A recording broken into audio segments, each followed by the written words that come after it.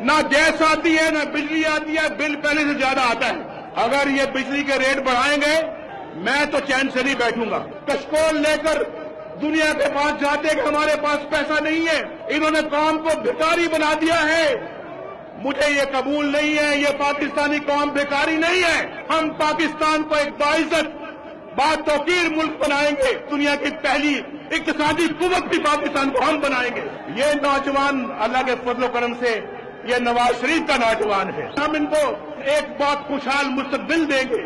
ان کی جو ڈگریاں ہیں انشاءاللہ ان کے کام آئیں گی۔ آپ کے ہاتھوں میں صرف ڈگریاں نہیں رہیں گے بلکہ انشاءاللہ ایک باعزت روزگار آپ کو ملے گا، اور ہم آسان شرطوں پہ قرضے دیں گے، یا بغیر سود کے قرضے دیں گے، بغیر منافع کے قرضے دیں گے۔ ہماری حکومت ہوتی آج بجلی کا مسئلہ بھی حل ہو چکا ہوتا، گھروں میں گیس آ رہی ہوتی، ہم جو ہے وہ LNG منگواتے، وہ آپ تک پہنچاتے۔ اس ملک کی باغ دوڑ ایسے لوگوں کے ہاتھوں میں ہوگی جو پاکستان کے بہترین دماغ ہیں۔ یہ خواجہ آصف پاکستان کا بہترین دماغ ہے، ہمارا خرم بہترین دماغ ہے۔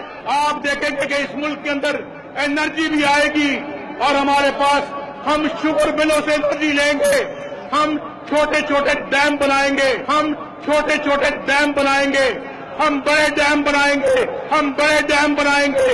شہباز شریف جاؤ، گجرانوالہ جاؤ، ان نوجوانوں سے ملو، ان پہلوانوں سے ملو، پوچھو یہ کیا چاہتے ہیں، اور جو چاہتے ہیں وہ ان کو دے کر آؤ، اور کنجوسی مت کرنا، جو چاہتے ہیں وہ کھلے دل سے دے کر آؤ۔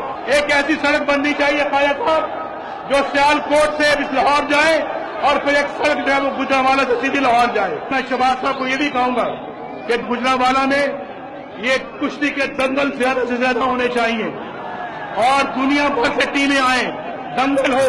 کسی دن آپ مجھے بھی بلاؤ، میں بھی آؤں گا۔ گجرانوالہ میں جتنی خالی جگہ پڑی ہوئی ہیں بڑی بڑی اس طرح کی، ان کو کرکٹ گراؤنڈ میں، فٹ بال گراؤنڈ میں ہم ان کو تبدیل کریں۔ گجرانوالہ دے پہلوان کھاندے گریاں دے بادام، او مارن مکی کٹن جان۔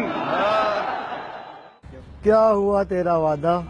کیا ہوا تیرا وعدہ؟ کیا ہوا تیرا وعدہ؟ کیا ہوا تیرا وعدہ؟ کیا ہوا تیرا وعدہ؟